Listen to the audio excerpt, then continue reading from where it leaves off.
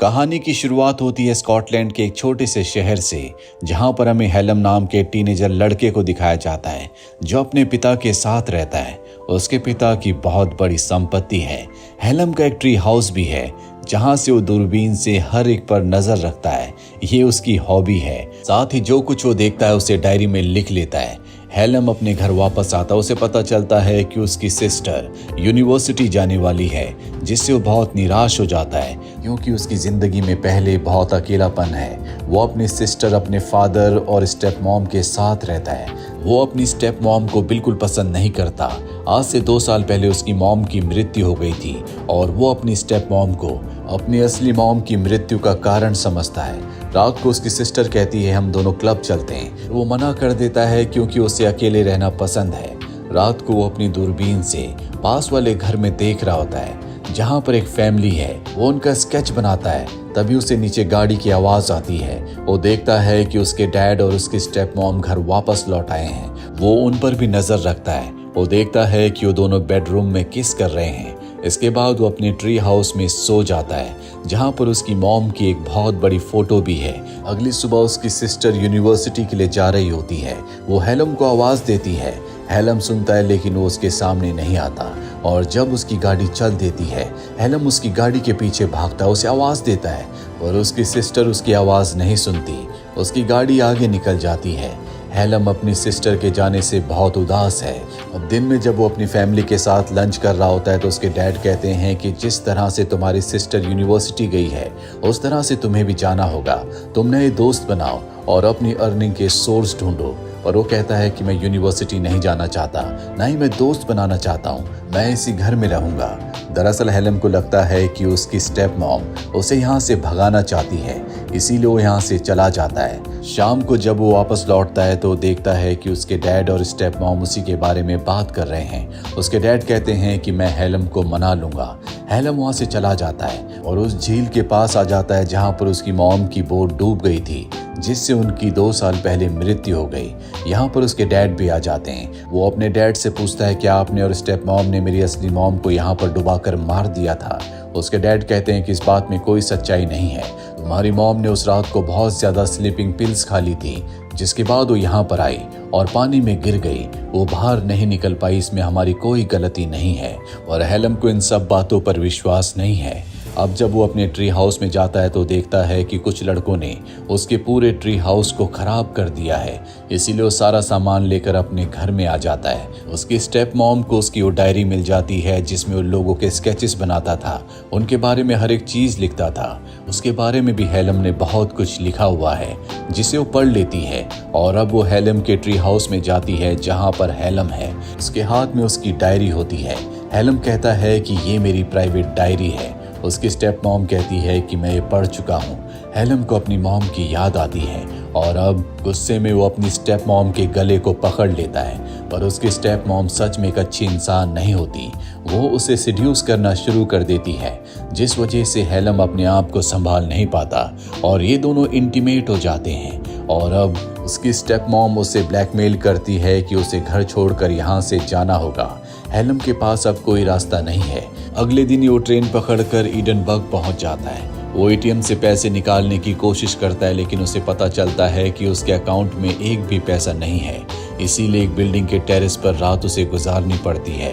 अगली सुबह जब वो नीचे देखता है वहां पर उसे एक लेडी दिखती है जिसकी शक्ल हूबहू उसकी असली मॉम की तरह है। वो उसका पीछा करता है और उसका पीछा करते हुए वो बेलमोरल होटल पहुंच जाता है। इस लेडी का नाम केट है और वो इस होटल में एडमिनिस्ट्रेटर के तौर पर काम करती है। हेलम उसे दूर से बहुत ध्यान से देख रहा होता है। केट उससे पूछती है कि तुम्हें क्या चाहिए। वो कहता है कि मुझे जॉब चाहिए, जिसके बाद वो किचन पोर्टर पर उसे जॉब दे देती है।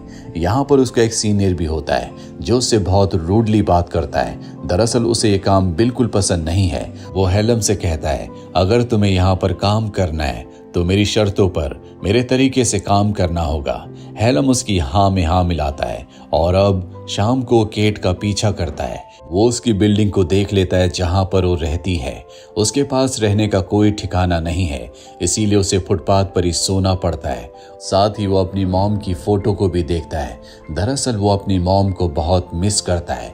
इसीलिए जब भी वो काम पर जाता है हमेशा वो केट को देखता रहता है। अब वो एक दिन केट के घर में चुपचाप अंदर एंटर हो जाता है।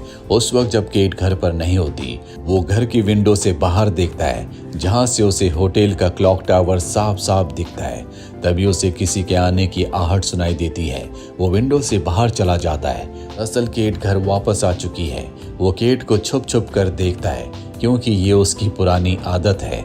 वहीं उसे काम करते हुए बहुत दिन हो चुके हैं, इसीलिए उसका जो सीनियर होता है उससे उसकी दोस्ती हो चुकी है। और अब हेलम सबसे बचता हुआ होटल के क्लॉक टावर के ऊपर चला जाता है जहां से वो केट के घर को, उसके अपार्टमेंट को आराम से देख सकता है। वो तय करता है कि यहीं पर वो रात को सोएगा ताकि वो केट के ऊपर स्पाई यानी कि जासूसी कर सके जैसी उसकी आदत है। और जब वो ऊपर से नीचे आ रहा होता है तभी सीनियर मैनेजर उसे देख लेता है और वार्निंग देता है कि दोबारा इस जगह पर मत आना, तुम्हारा यहाँ पर आना अलाउड नहीं है। अब जब वो काम कर रहा होता है तो केट उसके पास आती है और उसका काम करने का एक्सपीरियंस पूछती है। हेलम कहता है कि मुझे यहाँ पर काम करने में बहुत मजा आ रहा है, इन दोनों के बीच में अच्छी बातें होती है। और अब रात होते ही वो क्लॉक टावर पर चला जाता है। दरअसल उसने इसे अपना घर बना लिया है। यहाँ से दूरबीन से वो हमेशा केट के ऊपर नजर रखता है। तभी वो देखता है कि केट के घर में कोई आया है। जब वो ध्यान से देखता है तो ये सीनियर मैनेजर होता है जिसने उसे ऊपर से नीचे आते हुए देखा था। वो देखता है कि केट और वो आपस में इंटीमेट हो रहे हैं। वो उनकी बातें सुनना चाहता है, इसीलिए वो केट के घर की छत पर चला जाता है जहां से वो इन दोनों की बातों को सुनता है। उसे पता चलता है कि सीनियर मैनेजर पहले से शादीशुदा है, उसकी एक बेटी भी है। केट के साथ उसका एक्स्ट्रा मैरिटल अफेयर है।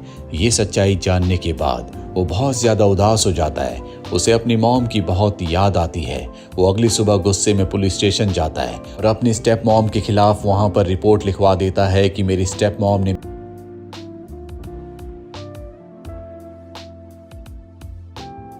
मेरी असली मॉम को मारा था। इसके बाद वो काम पर जाता है। पूरा दिन काम करने के बाद जब वो ऊपर क्लॉक टावर पर जा रहा होता है तो सीनियर मैनेजर उसे देख लेता है। वो भी चुपके से ऊपर क्लॉक टावर में पहुंच जाता है। उस वक्त हेलम अपनी दूरबीन से केट को ही देख रहा होता है और अब सीनियर मैनेजर उसे काम से निकाल देता है। हेलम कहता है कि मुझे तुम्हारे और केट के बारे में सब कुछ पता है, मैं तुम्हारी वाइफ को सब कुछ बता दूंगा। पर वो उसकी धमकी से नहीं डरता और उसे काम से निकाल देता है। उसी रात को हेलम होटल के रिकॉर्ड से सीनियर मैनेजर के घर के एड्रेस को निकाल लेता है और अगली सुबह उसके घर पहुंच जाता है। सीनियर मैनेजर जब उसे अपने घर पर देखता है तो डर जाता है और कहता है कि मेरी वाइफ को कुछ मत बताना, इसके बदले तुम्हारी जॉब तुम्हें वापस मिल जाएगी। हेलम उसकी वाइफ को कुछ नहीं बताता, उसकी जॉब उसे वापस मिल चुकी है। अब उसे केट अपने केबिन में बुलाती है और कहती है कि होटल में एक नई वैकेंसी है फ्रंट पोर्टर की, जिसकी यूनिफॉर्म भी बहुत अच्छी है। वो उस पोस्ट के लिए अप्लाई कर देता है। उसे वो पोस्ट मिल जाती है जिससे हेलम बहुत खुश हो जाता है। और अब रात को केट के छत पर जाता है। वहीं हमें होटल के सीनियर मैनेजर को दिखाया जाता है जो क्लॉक टावर से हेलम की दूरबीन से उसे देख लेता है कि वो केट की छत पर है। जिसके बाद वो केट के घर जाता है और केट के साथ इंटीमेट होता है। ऊपर से हेलम इस सब कुछ देख रहा होता है। सीनियर मैनेजर को पता है कि हेलम ऊपर से सब कुछ देख रहा है, पर उसे इस बात से कोई फर्क नहीं पड़ता।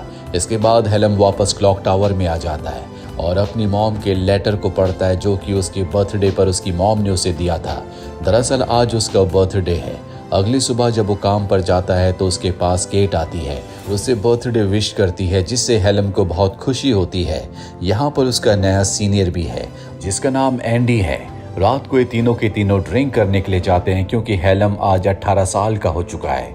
एंडी बहुत ज्यादा शराब पी लेता है और वो नशे में केट से कहता है कि मुझे पता है कि तुम्हारा और सीनियर मैनेजर का आपस में अफेयर है, मैं तुम्हें बहुत पसंद करता हूँ, वो आदमी तुम्हें डिजर्व नहीं करता। पर केट उसकी बातों पर ज्यादा ध्यान नहीं देती। एंडी वहां से चला जाता है। यहाँ पर हेलम और केट भी बहुत ज्यादा शराब पी लेते हैं, इसीलिए हेलम को केट अपने घर ले जाती है जहाँ पर वो उसे सिड्यूस करना शुरू कर देती है। हेलम उसे किस करता है और कहता है कि इससे ज्यादा मैं कुछ नहीं कर सकता, पर मैं तुम्हारे साथ सो जरूर सकता हूँ। इसके बाद ये दोनों के दोनों एक बेड पर सो जाते हैं। वहां से हेलम उसी रोशनदान को देखता है जहां से वो सीनियर मैनेजर को और केट को नीचे इंटीमेट होते हुए देखा करता था। आज केट के साथ वक्त बिताकर वो बहुत खुश है। अगली सुबह वो केट के पास जाता और कहता है कि मैं तुम्हारे साथ डेट पर जाना चाहता हूँ, पर केट साफ साफ मना कर देती है और कहती है कि रात को जो कुछ हुआ उसे भूल जाओ। हेलम इसके बाद रिसेप्शन पर आ जाता है जहाँ पर वो एंडी के साथ खड़ा होता है। तभी एंडी को कॉल आता है और अब वो हेलम से कहता है कि तुम्हें 405 में किसी लेडी ने बुलाया है, अर्जेंट है। जिसके बाद हेलम 405 रूम में चला जाता है। वहां पर कोई नहीं होता और अगले पल उसके सामने केट आ जाती है। केट कहती है कि मैंने तुम्हें यहाँ पर बुलाया है। इसके बाद ये दोनों एक दूसरे को किस करते हैं और इंटीमेट हो जाते हैं। दरअसल केट को भी हेलम का साथ अच्छा लगता है। उस देर के बाद केट जब बाहर जाती है तो सीनियर मैनेजर उससे लड़ रहा होता है। दरअसल केट उससे नाराज है, वो उसे मनाने की कोशिश कर रहा है और उसे मनाने के चलते वो उसके घर पहुंच जाता है। हेलम भी इनका पीछा करता है। वो देखता है कि सीनियर मैनेजर केट के साथ जबरदस्ती करने की कोशिश कर रहा है, इसीलिए अंदर जाकर वो सीनियर मैनेजर के ऊपर हमला कर देता है और सीनियर मैनेजर उसे एक पंच मारकर नीचे गिरा देता है और उसके बारे में सब कुछ केट को बता देता है कि किस तरह से क्लॉक टावर से दूरबीन से वो छुप छुप कर उसे देखता है और कई बार उसके छत की रोशनदान से भी सीनियर मैनेजर वहां से चला जाता है। और अब केट हेलम से पूछती है, क्या तुम मेरा सच में पीछा किया करते थे? तुम ऐसा क्यों करते थे? वो बताता है क्योंकि तुम्हारी शक्ल मेरी मॉम से मिलती है। और केट उससे बहुत ज्यादा नाराज है, इसीलिए वो उसे जॉब से निकाल देती है। अगली सुबह जब केट होटल के पास पहुंचती है तो वहां पर हेलम उसका इंतजार कर रहा होता है। वो उससे माफी मांगता है, जिस वजह से केट उसे माफ कर देती है और एक बार फिर से उसे जॉब पर रख लेती है। रात को हेलम केट के घर जाता है, उसके पास उसका सामान भी है और अब वो केट को बताता है कि बचपन से लोगों के ऊपर स्पाई करना मेरी आदत है। साथ ही वो अपनी मॉम को याद करके बहुत ज्यादा इमोशनल भी हो जाता है। केट उसे कंफर्टेबल करती है और अब अगले दिन हेलम उसे दूरबीन दिखाता और बताता है कि किस तरह से वो दूरबीन से उस पर नजर रखा करता था। ये दोनों एक दूसरे के साथ बहुत अच्छा टाइम स्पेंड करते हैं। अब जब हेलम अपने काम पर होता है तो वहां पर उसके डैड और उसकी स्टेप मॉम आ जाते हैं। दरअसल उन्हें पुलिस स्टेशन से उसका पता चला था जहां पर हेलम ने अपनी स्टेप मॉम के खिलाफ रिपोर्ट लिखवाई थी। तभी वहां पर केट भी आ जाती है और जब उसके डैड केट को देखते हैं तो हैरान हो जाते हैं क्योंकि उसकी शक्ल उनकी पहली वाइफ से मिलती है, पर वो उसे कुछ नहीं कहते। दरअसल वो यहाँ पर हेलम से एक डॉक्यूमेंट पर, एक प्रॉपर्टी के पेपर पर सिग्नेचर करवाने के लिए आए हैं। वो हेलम से कहते हैं कि मेरे ऊपर कर्जा है, तुम्हारी मॉम ने अपनी विल में तुम्हारा नाम लिखा है, तुम्हें इस पेपर पर, इस प्रॉपर्टी के डॉक्यूमेंट पर सिग्नेचर करने होंगे। पर वो ऐसा करने से मना कर देता है क्योंकि उसे पूरा विश्वास है कि उसकी स्टेप मॉम ने, यानी कि उसके डैड की जो दूसरी वाइफ है, उन्होंने उसकी मॉम को मारा है। इसीलिए रात को जब वो अकेला होता है तो उसकी स्टेप मॉम के प्रति उसके दिल और दिमाग में जो हेट्रेट होती है वो और भी ज्यादा बढ़ जाती है। वो अपने घर वापस जाता है और अपनी मॉम को कपड़े में बांधकर झील में फेंक देता है, पर जल्दी उसके अंदर की इंसानियत जाग जाती है। इसीलिए वो उन्हें वापस निकाल लेता है, जिससे उसकी स्टेप मॉम की जान बच जाती है। वो उनसे माफी मांगता है, वो गुस्सा होकर वहां से चली जाती है और अब उसके डैड वहां पर आते हैं और कहते हैं कि तुम अपनी मॉम की मृत्यु के लिए दूसरों को ब्लेम कर रहे हो, पर सच्चाई ये है कि तुम्हारी मॉम मेरे साथ नहीं रहना चाहती थी, इसीलिए उन्होंने अपनी जिंदगी का खात्मा कर लिया। इसमें किसी की कोई गलती नहीं है, तुम्हें सच्चाई का सामना करना पड़ेगा। तुम्हारी मॉम ने ऐसा कई बार करने की कोशिश की थी, मैंने उसे कई बार रोका भी, पर मैं उससे आखिरी बार बचा नहीं पाया।